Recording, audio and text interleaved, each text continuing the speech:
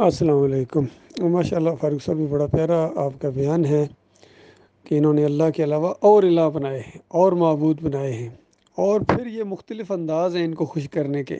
کوئی چوریوں سے راضی ہوتا ہے کہ وہاں چوری چڑھائی جاتی ہے، کسی جگہ تیل چڑھتا ہے جی، کہیں بکرا چڑھتا ہے جی، کہیں چادر وہ چڑھائی جاتی ہے جی، اور کہیں مٹھائیاں، پھلڑیاں، پتاسے اور چنے کئی دفعہ کئی دیگوں سے راضی ہوتے ہیں، کہیں بریانیاں پکتی ہیں۔ تو مختلف انداز ہیں ان کو خوش کرنے کے۔ تو یہ جب قومیں بگڑ جاتی ہیں، مشرک ہو جاتی ہیں، پھر ان کے اندر یہ چیزیں ساری چیزیں آ جاتی ہیں۔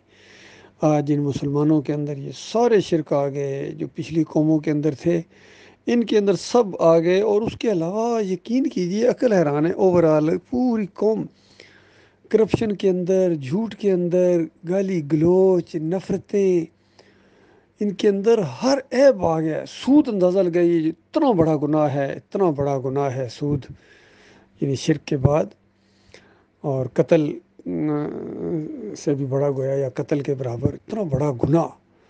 بلکہ اللہ اور اللہ کے رسول سے اعلان جنگ ہے۔ بتائیں اس سے بڑا کیا گناہ ہوگا؟ اللہ اور اللہ کے رسول سے جنگ کا اعلان کر دے بندہ، یعنی جس طرح مکہ کے مشرکوں نے جنگ کی تھی، کتنا بڑا گناہ کیا انہوں نے۔ تو یہ سود کھانے والے آج مسلمانوں کے اندر سود آ گیا، ان کی پوری معیشت سود کے اندر لت پت ہے، اور بڑے فخر سے کہتے ہیں کہ اب ہم نے اتنے پرسنٹ کر دیا ہے، اور یہ کر دیا اور وہ کر دیا۔ ان کو شرم نہیں آتی سود کا کاروبار کرتے ہوئے۔ تو یہ معاملات ہیں۔ جب تک ایمان اور توحید کی، اللہ کی پہچان، جب تک اللہ کی پہچان نہیں ان کو ہوگی، یہ دوسری چیزیں ان سے نہیں چھوٹ سکتی، یقین کیجیے۔ جو مرضی کر لو، جو مرضی کر لو۔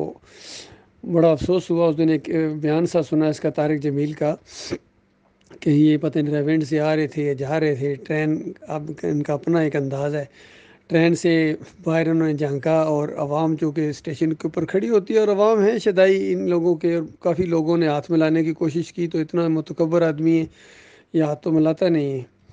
اور پھر اس کے بعد کہنے لگے کہ بس ذرا خاموش ہوں تاکہ کچھ میں بیان کر سکوں اس مختصر وقت میں۔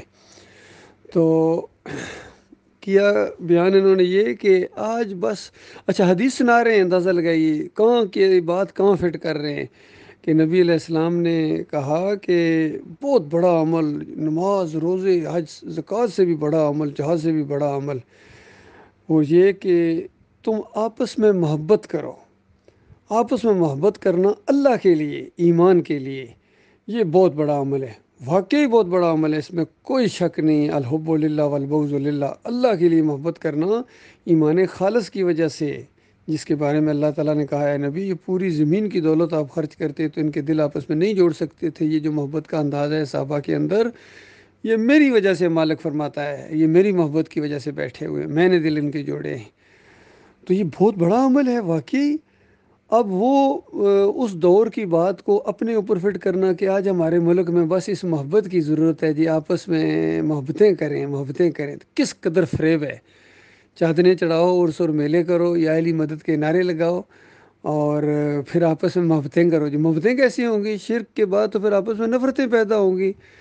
اور خود طارق جمیل کا بیان میں نے اپنے کانوں سے سنا ہے کہ کہتا ہے میں دیوبندیت پھیلا رہا ہوں، اندروں اندر دیوبندیت پھیلا رہا ہوں۔ جب فرقہ بندیت تم خود پھیلا رہے ہو تو محبت کیسے پیدا ہوگی؟ بریلی کی بریلیت پھیلا رہا ہے، کوئی دیوبندیت پھیلا رہا ہے، کوئی اہل حدیثیت پھیلا رہا ہے، تو محبت کیسے پیدا ہوگی آپس میں؟ یہ بہت بڑی جہالت بھی ہے اور بہت بڑا فریب بھی ہے۔ اور یہ معاملہ ہے میرے پیارے بھائیو، جب تک ایمان کی بات بالکل واضح طور پر کہ بتایا جائے کہ لا الہ الا اللہ محمد رسول اللہ کا یہ مطلب ہے، کلمے کی دعوت دو جو نبی علیہ السلام نے جس طریقے سے دی تھی، اور الہکم الہ واحد، تمہارا ایک مالک ہے، تمہارا ایک معبود ہے، اور اس کے علاوہ جتنے یہ معبود بنائے ہوئے ہیں، کسی کو داتا کہتے ہو، کسی کو دستگیر کہتے ہو، کسی کو مشکل کشا اور حاجت روا کہتے ہو، کہیں چادریں چڑھاتے ہو، یہ 11ویں کرتے ہو، یہ 12ویں کا کیک کاٹتے ہو، ابھی اگلے مہینے کاٹو گے 12 ربیع الاول کو، حالانکہ نبی علیہ السلام کی وفات کا دن ہے۔ ذرا بیان کریں نا طارق جمیل کہ 12 ربیع الاول نبی علیہ السلام کی وفات کا دن ہے۔ صحابہ اکرام پریشان تھے، غمگین تھے، امہات المومنین پریشان تھی، نبی علیہ السلام کی بیٹی پریشان تھی، بیٹیاں جو اور بھی رشتہ دار تھے وہ سخت پریشان تھے، اور ہاں منافقین خوشیاں منا رہے تھے، منافقین ایک دوسرے کی آنکھوں میں دیکھتے تھے اور مسکراتے تھے، تو ان کے لیے عمر بن خطاب نے کہا تھا کہ ابھی نبی علیہ السلام جو ہیں وہ اس طرح جس طرح موسیٰ علیہ السلام کوہ طور پر گئے تھے، یا جس طریقے سے ابھی پھر وہ دوبارہ زندہ ہوں گے اور پھر تمہاری گردنیں کاٹیں گے۔ تو ظاہری بات ہے منافقین ہی کو تو کہہ رہے تھے، مخلص مومنوں کو تو نہیں کہہ رہے تھے۔ تو یہ اور پھر تلوار نکالی اور کہا کہ جس نے کہا نبی علیہ السلام فوت ہو گئے میں اس کی گردن اڑاتا ہوں، کہ کس کو کہہ رہے؟ یہ منافقوں کو کہہ رہے تھے، بے ایمانوں کو۔ کبھی کسی مخلص مومن کے لیے سوال ہی پیدا نہیں ہوتا۔ تو بعد میں ابو بکر صدیق نے خطبہ دیا اور سارا معاملہ ہو گیا، اور پورے صحابہ کہتے ہیں یہ آیتیں ہماری زبانوں پر جاری ہو گئیں کہ وما محمد اللہ رسول قد خلت من قبل رسل، محمد صلی اللہ علیہ وسلم ایک رسول ہی تو ہیں، ان سے پہلے بھی رسول ہو گزرے ہیں، اگر یہ اپنی طبی موت مریں یا ان کو قتل کر دیا جائے کسی جنگ کے اندر شہید ہو جائیں تو کیا الٹے پاؤں پھر جاؤ گے؟ جو الٹے پاؤں پھرے گا وہ اللہ کا کچھ نقصان نہیں پہنچائے گا، اللہ تعالیٰ اپنے شکر گزار بندوں کو اجر دے کے رہے گا۔ جس طرح یہ ایک امت کا سب سے بڑا اجماع اس سے ایک معاملے پر ہوا، ذرا طارق جمیل بیان کرے نا، ہر جگہ میرے نبی تیرا نبی سے صلی اللہ علیہ وسلم کیا تعلق ہے؟ میرے نبی نے یہ فرمایا، میرے نبی نے فرمایا، تو خود نبی علیہ السلام کی ایک بات نہیں مانتا ہے۔ تو یہ معاملہ اللہ کے بندو، ان فریبکاروں کے جال سے نکلو، چاہے یہ علی انجینئر ہو، چاہے یہ طارق جمیل ہو، یا طاہر القادری ہو، یا فضل الرحمان ہو، سارے ایک ہی کشتی کے مسافر ہیں۔ ان کے اکابرین بھی شرک کے دائی گزرے ہیں، اور ان کی جب شرک اور کفر کو ہم نے واضح کیا ہے تو اب کہتے ہیں کہ آپ گستاخی کرتے ہو، اکابرین کو نہیں مانتے ہو۔ ان کی کتابیں ذرا پڑھو، پھر آپ کو پتہ چلے گا کیا انہوں نے پھیلایا ہے یہاں۔ تو جب تک اس طرح ان کا پورا پوسٹ مارٹم نہیں کیا جائے گا اور پوری طرح ایمان کو علیحدہ بیان کیا جائے، شرک اور کفر کو علیحدہ بیان کیا جائے، پھر یہ دعوت دی جائے کہ شرک اور کفر کو چھوڑو، ایمان خالص کی طرف آؤ، ان فرقوں سے نکلو، مسلکوں سے نکلو، سیاسی جماعتوں کی کوئی گنجائش نہیں ہے، جمہوریت بذات خود ایک مشرکانہ نظام ہے۔ ذرا طارق جمیل صاحب کہیں نا، ہرگز نہیں کہہ سکتے۔ فضل الرحمان خود اس کے اندر لت پات ہے، اور خادم حسین رضوی بھی اسی کے اندر کودے ہیں، حتیٰ کہ حافظ سعید جیسا آدمی اسی شرکیہ نظام کے اندر کودے ہیں، سارے مودودی صاحب بھی کودے ہیں، سارے، کسی نے اس کا رد نہیں کیا ہے۔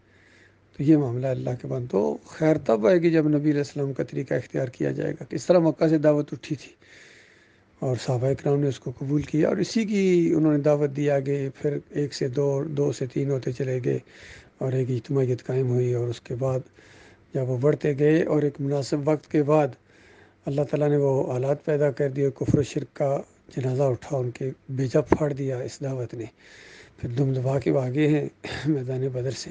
وہی دور آئے گا انشاءاللہ ہجرت کے مقام آواز دیں گے، اور اس کے بعد یہ قتال ہوگا اس قوم کے اندر۔